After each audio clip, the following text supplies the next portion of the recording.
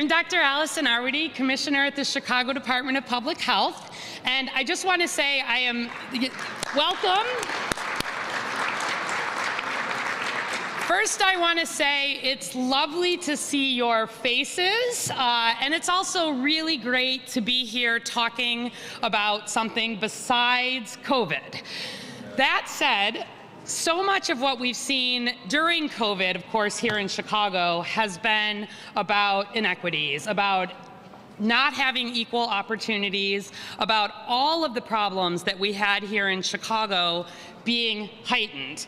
And at the Chicago Department of Public Health, of course, we think not just about physical health, but about mental health, substance use, violence prevention. And many of you know Healthy Chicago 2025, which was put together in 2020, and it's meant to serve not just for the health department, but for the city as our framework for what do we think about when we think about health in Chicago. It is focused on life expectancy and the racial life expectancy gap in particular in Chicago. We've seen, even before COVID, we've seen life expectancy dropping for every racial and ethnic group in Chicago except for white Chicagoans. Unacceptable, and based on so many years of structural disinvestment and inequities. So under Mayor Lightfoot, we've been making some real investments and some real commitments to do some things very differently, to take lessons from COVID and apply them to issues of mental health, substance use, violence prevention. And we think of these together because so often they do come together. Under the mayor, we have had the opportunity to triple our mental health budget. So I know many of you in the room are part of those initiatives as we've been trying to build a network that is open to everybody in this city, regardless of income, regardless of insurance status, regardless of immigration status. We've also been working to expand and collaborate with many of you around the opioid epidemic. And then finally, the issue of violence prevention. The goal of today and the goal of the mayor's framework for mental health equity is to pull these pieces together to make sure that as much as possible, we're listening to each other, we're learning from the decades of work that so many of you have been doing in communities, we're taking best practices from this city and across the country, and together we're addressing access, but not just access, opportunities. And so I'm really pleased that all of you have taken time today to not just come and listen to speeches, but to work together, to get to know each other, to see what has been working in these different spaces, and how together we commit to closing these life expectancy gaps. So welcome. I want to wish you a most productive day, and I am so pleased to introduce the Mayor of Chicago, who's been a real champion, not just for COVID, but for working on these issues. I want to welcome Mayor Lori Lightfoot. Thank you.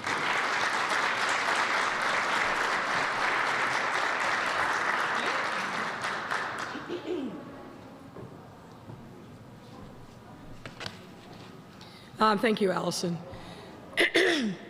I don't know what these last 2 years would have been like if we weren't standing on your shoulders. You and your team have done tremendous work. As we think about what we've been through and what the future looks like, we are looking to a brighter Chicago, but because of the work of Allison Arwady and her team at Public Health. So let's give her another round of applause.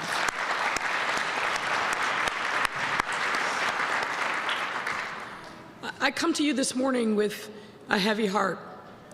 I started my day talking to a mayor in the eastern part of the country of Ukraine. This is a mayor who every single day is trying to tend to the basic needs of his residents. The Russians are bombing residential neighborhoods, hospitals, infrastructure.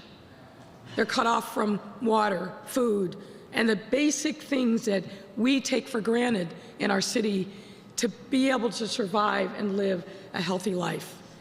So it's fitting, I think, that as we're talking about how we recover from trauma, that we not forget those who are really struggling in the theater of war every single day just because they want to live a life of freedom that we have here in the United States. So let's make sure that we remember the people of Ukraine, the refugees, in our thoughts, in our prayers, but importantly, if you have the ability to give any amount, food, diapers, medical supplies, they are in desperate need all over Ukraine.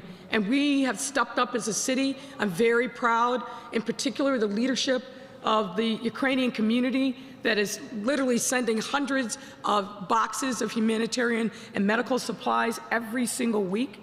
But we need to continue and step up. We are bearing witness to atrocities on a scale that we have not seen in our lifetime. And every single day, we've got to make sure that we're lifting up the stories and the heroics of the people of Ukraine who need us as freedom-loving people to not forget their daily struggles. This morning, we are here to talk about ways in which we can continue to collaborate and be together and help people heal from the level of trauma that was real before the pandemic, but got exacerbated as a part of the pandemic.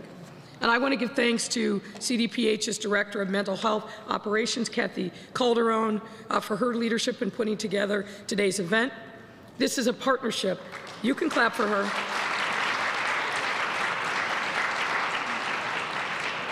This symposium is a partnership between CDPH and the Community Safety Coordination Center, or CSCC. We are convening and equipping all of you, providers across mental health, substance abuse, and violence prevention programming, with the necessary resources and connection opportunities so that we may strengthen our community-specific trauma-informed response to violence and the other challenges that we are seeing.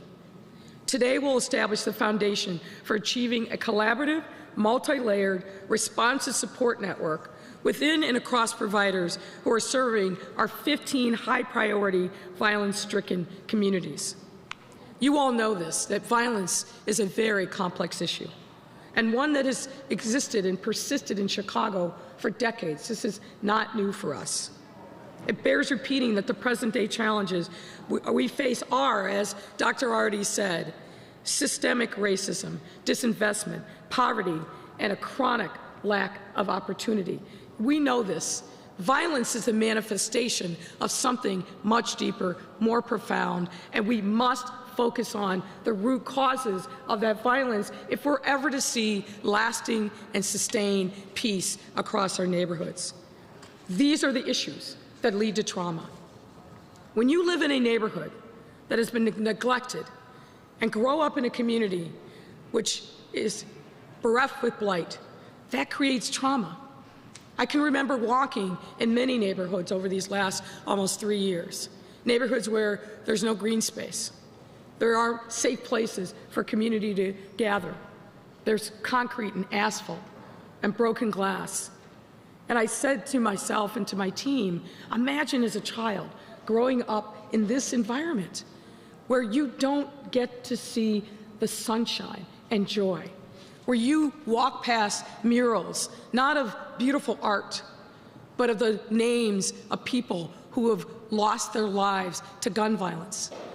Those realities are way too prevalent in too many communities across our city. So we must tend to the spiritual, emotional needs of our people, and not just the adults, also of our children.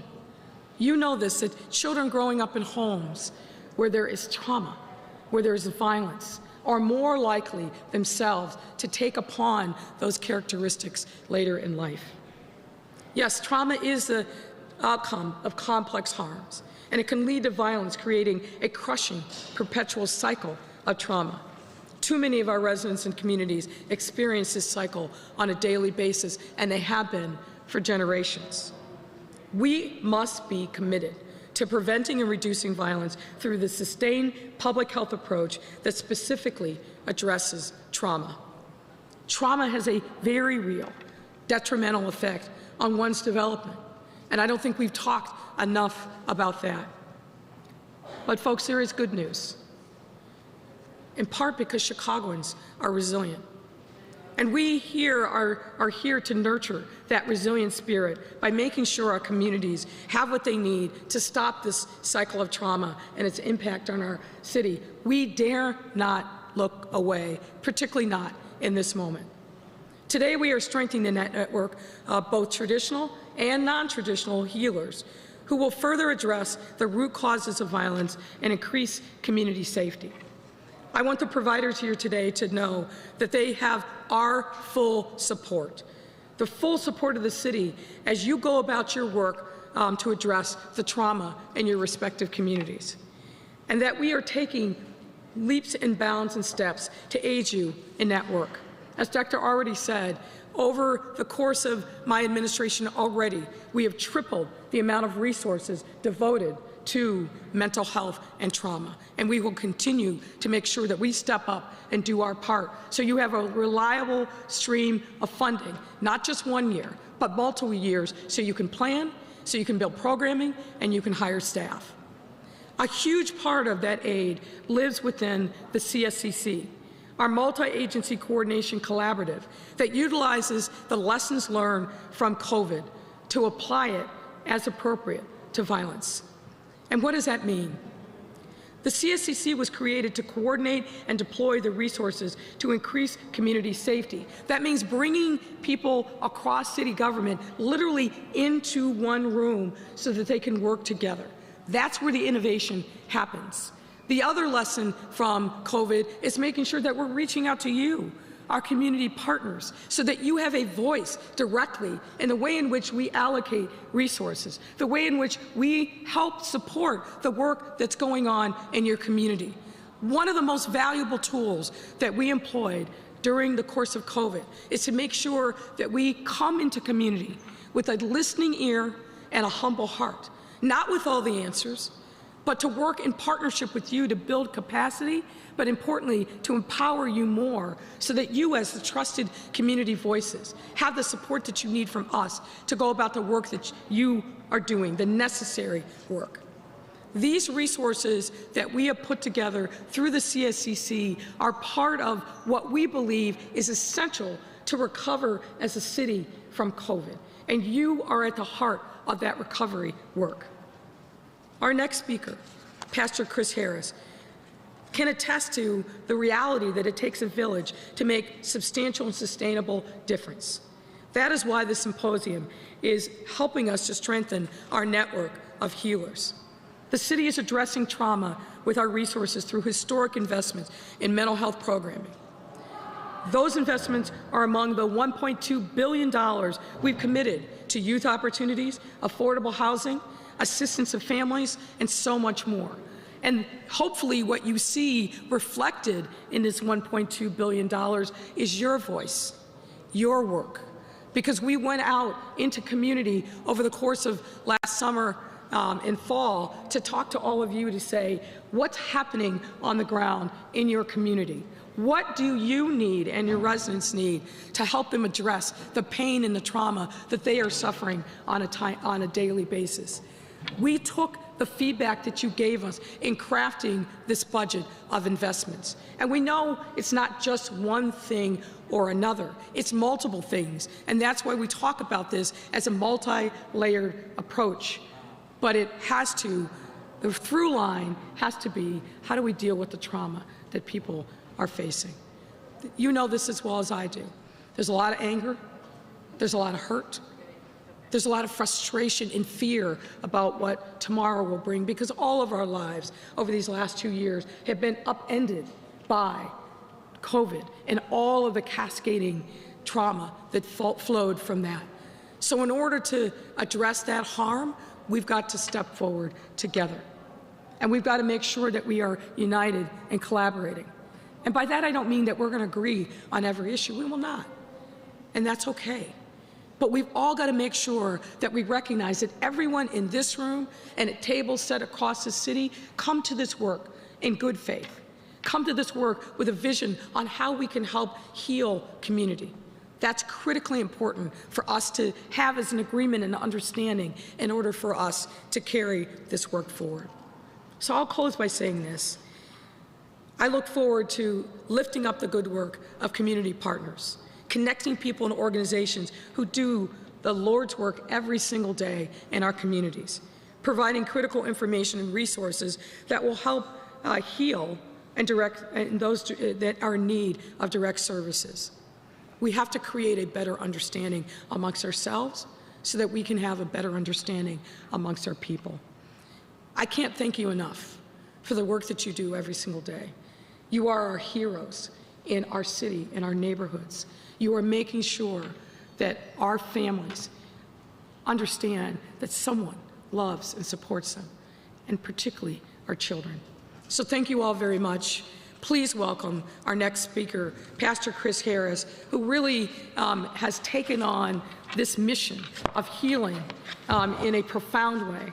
He's done great things through Bright Star and his community. He is leading other people of faith across our city to stretch themselves to do more. It's not enough just to show up on Sundays in a pulpit.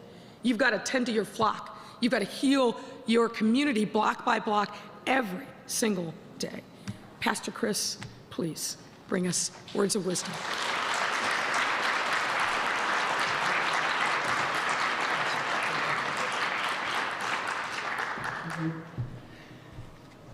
Let me say good morning, everybody. Good morning. Now, you know I'm a black Pentecostal preacher. You got to talk back to me. Good morning, everybody. Good morning. Would you do me a favor? Would you look around your table right now? Look at your table. And if you have at least one good-looking person at the table, make some noise for them right now. Come on.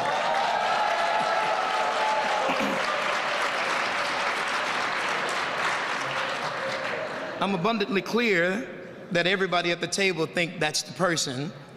So nothing wrong with complimenting yourself. I want to first of all say thank you to our mayor, who's doing a yeoman's job leading our city, especially through the challenges that we face. And thank you to Dr. Alwady, who I challenged at the door to say, while you're keeping all of us healthy and safe and alive, make sure you take care of yourself. And certainly to the amazing leadership of Kathy and Matt and people like Cantrell.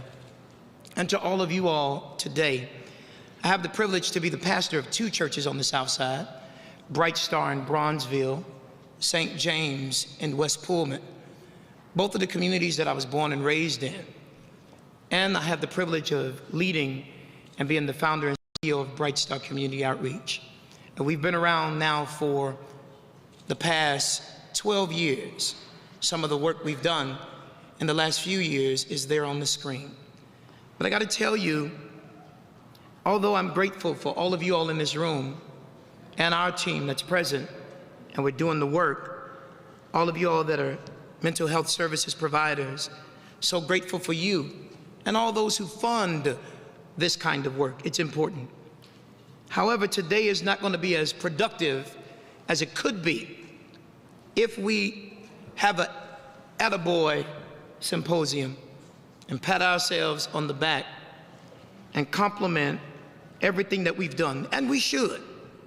But if we miss the opportunity to ask ourselves two important questions: what more do Chicagoans need, and what more can we do?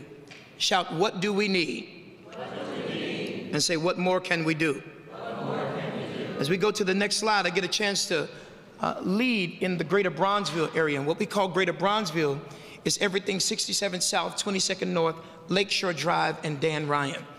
And I want to talk about the children for a moment. All of the schools that are in our area. And all of these young people are suffering from amazing amounts of trauma. These are the young people who need us in here to be thinking, watch this, not for them, but thinking with them. Here's the question. Where are they? Today we're going to talk about them, but the question is, when will we talk to them? Well, we have. And we decided through a model to go directly into the schools. And we did a survey in these particular schools. And you will be amazed at what they said. Next slide, watch this. These young people In this survey, we surveyed in 2015, 19 schools, and then 2018, 21 schools, 127 anonymous, 127 question anonymous youth survey, full class period. And we went through the IRB and RRB process to talk to these young people. And what blew me away is in 2015, we had a 72% response rate. In 2018, we had an 81% response rate. Now y'all know, since the days of Tuskegee, you don't do research on black people because we don't trust. But they knew that it was led by a leader and an entity that was going to make sure that we use the research to go and find resources to serve the needs of the residents within our reach. And we've done that. And here's what blows me away. In 2015, 35% of those students show clinical levels of depression. In 2018, 50%. Now let me ask you a question. What do you think it is now? And I always tell people, you don't have to cuss. Just say, I don't give a 2020. Everybody know exactly what you're talking about. Because in 2020 and 2021, we all went through hell. And it blew us all away. Everybody in this room that can honestly admit, you too have been traumatized by COVID, by the pandemic, by the virus, the vaccines and the variants, the violence, and everything else that's going on. Do me a favor, raise your hand. Be honest. Look at this tape. Look at this room. And all of you all in here that know someone who has been murdered or killed or shot, raise your hand. And since January of 2012, close to 7,000 people have been murdered in Chicago alone, not including those who have been shot or wounded. And we ask the question, who did or does the trauma counseling for those families? Whether it be the victim's family or the perpetrator's family. In most cases, nobody. Because as you know, black and brown people, not exclusively, but specifically, we don't go to counseling for 4 reasons. We don't know, trust, or think we can afford counseling. And then number 4, the stigma. Nobody wants to be labeled crazy. But they still come and talk to people like me, the faith leader. So the Lord told me, identify, train, and certify faith and community leaders to provide trauma counseling based on the Israeli model that we saw. And now 50,000 people later who have been touched by our helpline, as well as going into the schools, what we call care rooms, as well as those who are ambassadors who provide trauma-informed services. 50,000 people have been touched. And here's what I believe. We can do more. Somebody shout, we can do more.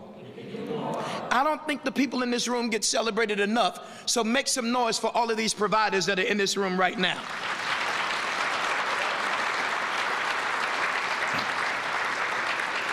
Now, as we move to the next slide, I need you to understand, it's ridiculous that most of our students in schools don't have access to a good social worker or mental health services.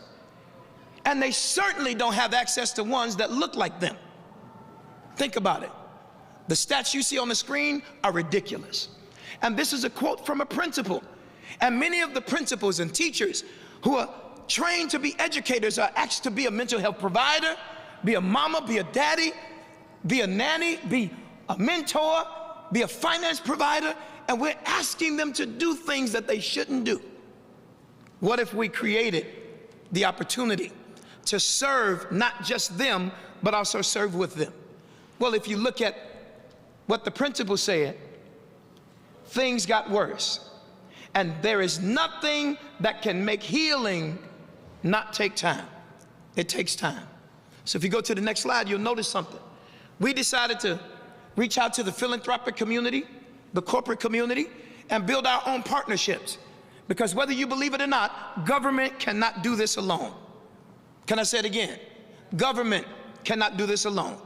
We all have to take some level of leadership and push things forward.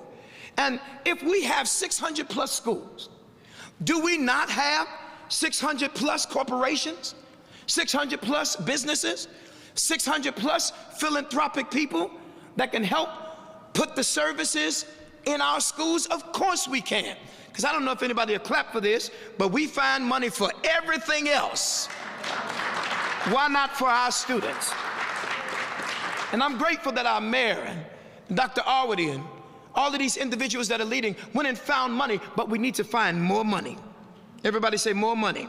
More money. To serve more people. I want to show you something to put a little proof in the pudding, and I'm going to take my seat. Go to the next slide. We are quite serious about this work. And because we built the collaborative and ecosystem of 115 plus organizations, 70 that are community-based, 70 that are school-based, and then add the faith-based, we built the collaborative. And I told them it's a shame when it comes to funding that they throw out a grant for 10,000, 20,000, and we all gotta play the game of hungry, hungry hippos and try to reach out and snatch the marble before somebody else get it. What a shame. So instead of us just going after the 10 and the 20,000, and we need it, why don't we collaborate and go after the millions of dollars so that we can make collaborative impact? And we've done it. And I went and got $1 million from the MacArthur Foundation. And next Monday, we're getting ready to pass out $416,000 more to 8 community-based organizations that are serving our schools. Somebody ought to clap for that. Now, as I get ready to take my seat, if I can raise money in church, I ought to be able to raise money for the community. And we have done that. And as a result of this, we now have data from the University of Chicago. 14% drop in robberies, 10% drop in aggravated assaults, 17% drop in shootings. Now that's impact. And we're just getting started. Take a look at what the folks who make me look smart actually get done. Go to the next slide. They've created a helpline. And I'm encouraging all of you all to make sure you share with people. A helpline is available. But I want the people who actually do the work to do the talking as I close. Next slide. Turn it up for me. When I went to Israel in December of 2012, I saw a place called Natal in Tel Aviv. And what blew me away was the fact that they had people in Israel that suffer from PTSD. But while they worry about missiles and sirens there, we're counting body bags and toe tags every single day in Chicago. So I decided I wanted to bring back to Bronzeville what I saw in Israel. One of the things that prompted this work is the fact that there's this vicious cycle of violence. And folks were asking, why does this happen? That's why we have to do the trauma counseling work. So, you know, we know that hurt people, and so we end up as advocates, we end up as wounded healers. The reality of it is, to ask for help is actually showing strength. It takes a strong person to ask for help, to need, to show that they need help. We have so many people who really don't believe that there are certain resources that are available to them. And with the help and the partnership that we have with Northwestern Medicine, it's been able to really open their eyes to other resources that they can take advantage of to really empower them. I shared with you, I'm a son of the soil of Bronzeville, raised up in the Dearborn homes, 2930 South Dearborn. So I work, worship, and witness in the place that I was born and raised. And that's really exciting. So when you think about Bright Star Community Outreach's turn model, it's 5 core competencies: counseling, mentorship, parenting, workforce development, and advocacy. With BSCO and Northwestern Medicine partnering, the one statement that I would make is game changer. Northwestern Medicine comes in to say, hey, listen, we want to be a part of the process of healing the community, helping the community become healthy. And one of the best ways they've done that is educating the community. I am really happy to hear that you're absolutely reaching out to people and definitely doing something. That is amazing. I've been born and raised in Bronzeville, and I can honestly say that organizations like Bright Star, I've seen change youth and entire communities. Don't come and do it to us, come and do it with us. And that's what Northwestern Medicine has done. Will we see their plight and tragically ignore their pain? Yes, we have done more, but there's a whole lot more that we can do. Thank you for what you're doing, and let's go to the next level.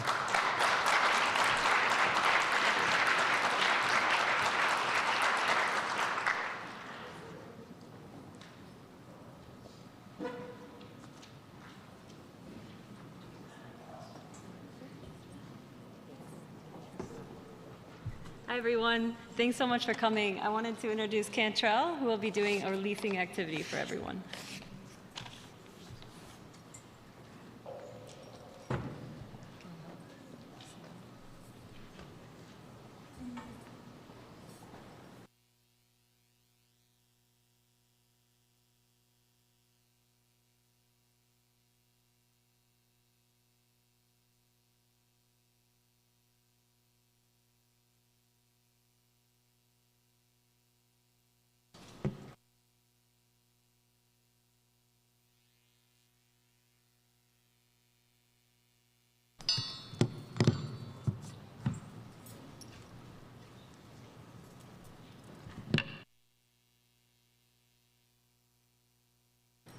Good morning, everyone.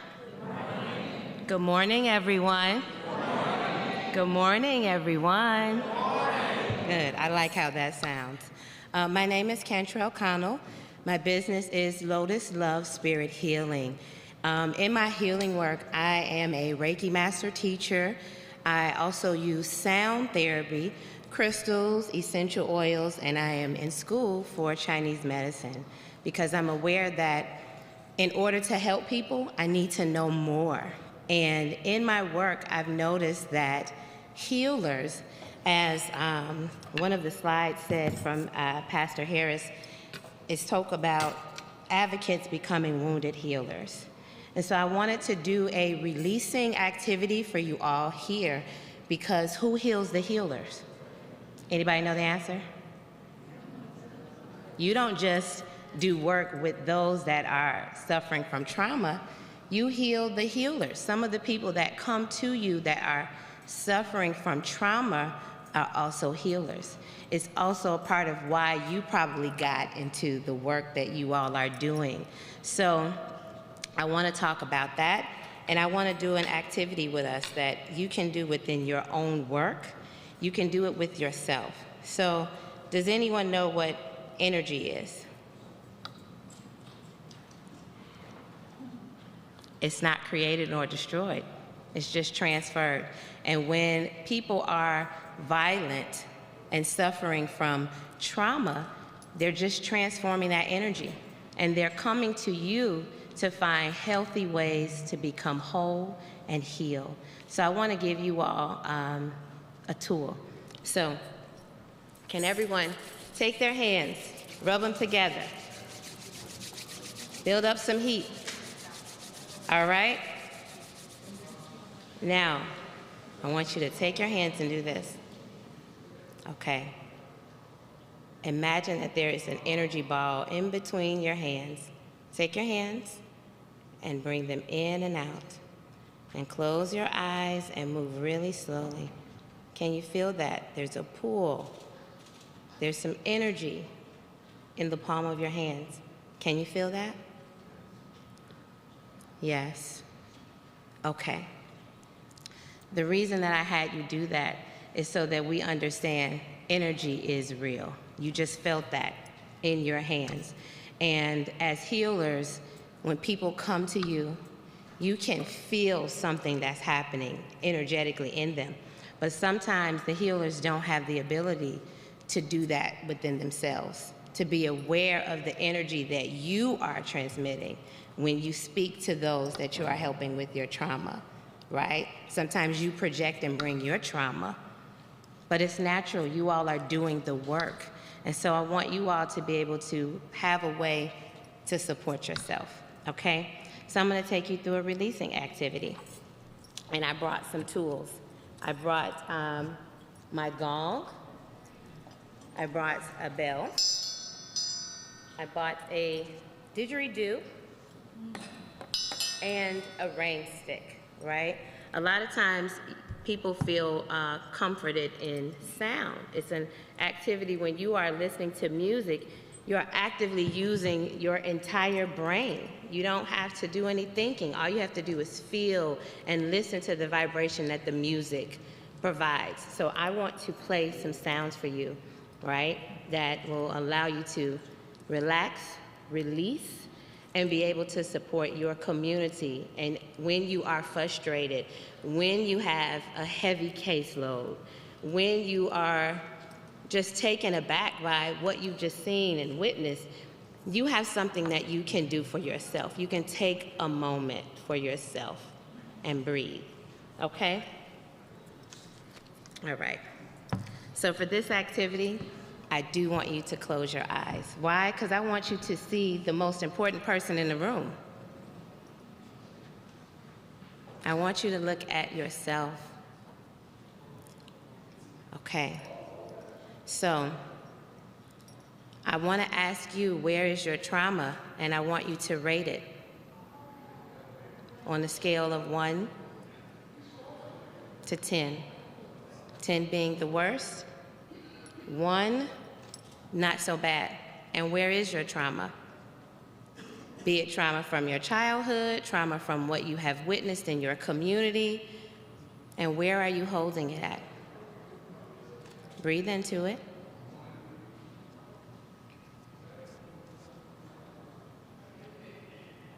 And exhale. Most of you probably feel that trauma in your shoulders, in your heart, in your stomach. I want you to take your healing hands again and rub them together.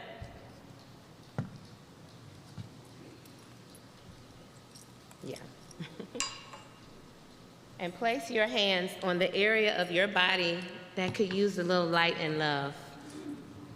Because healing is inside of you, right? Put your hands on that place. Good. Keep breathing. Now envision as you are breathing, that you are breathing in a white light. This white light that you are breathing is peace, it's calm, it's serenity, it's joy. It is not the trauma from the last conversation you had with a client or someone in need.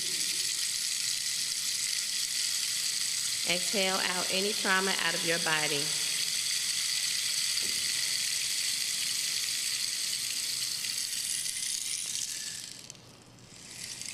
And as you have your hands placed on your body, I want you to say, I am healed, I am whole, I am safe, I am joy, I am great, I am good, I am not this trauma, I am not this pain. Good. And take your hands, rub them together again, healers. Imagine that there is medicine in your hands, because there is. You just felt it.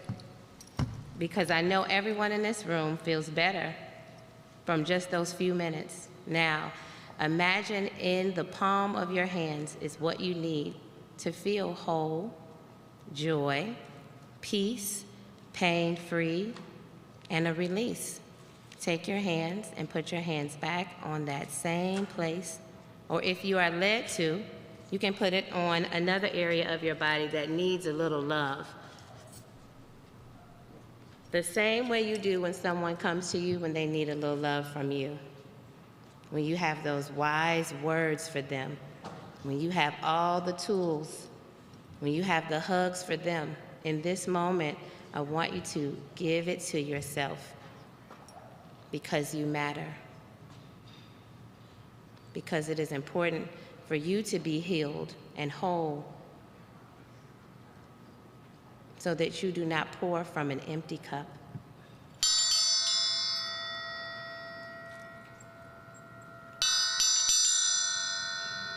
Take a deep breath in. Hold it for just a moment. Don't let go. Hold it. Hold in that peace. Exhale out your mouth with a sound. Anything that's not peaceful, release. Good.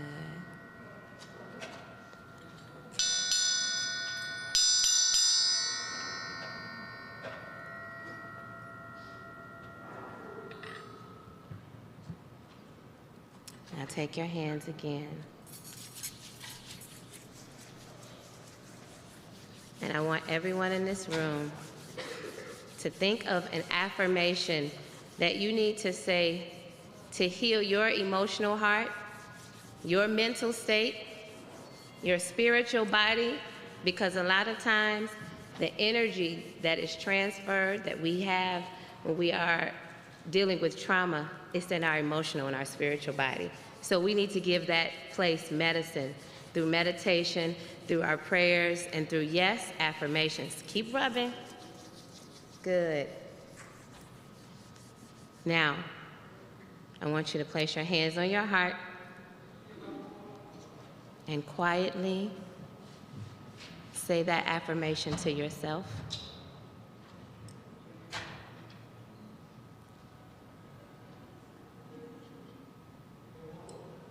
Believe in the words that you speak and that you think as you speak over your own life, the same as you want others to believe in the words that you speak when you speak over their life. As you support them in releasing their own trauma, I want you to support yourself. As you heal others. As you heal your families. As you heal your neighborhoods. As you heal the nation. As you heal the world.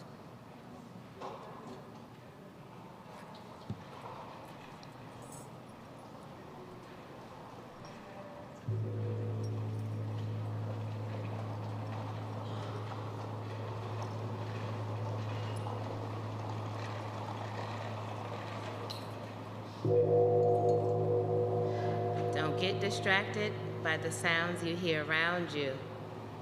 Stay very focused.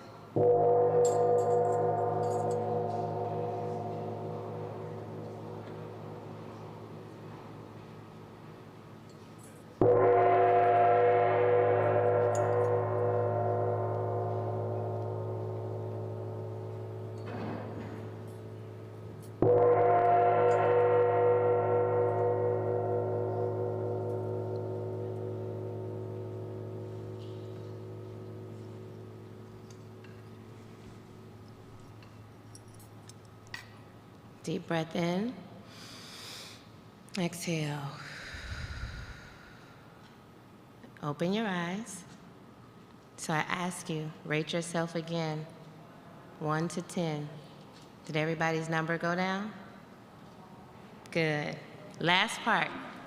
Hands in the air. One arm. Squeeze. Give yourself a big hug. Thank you.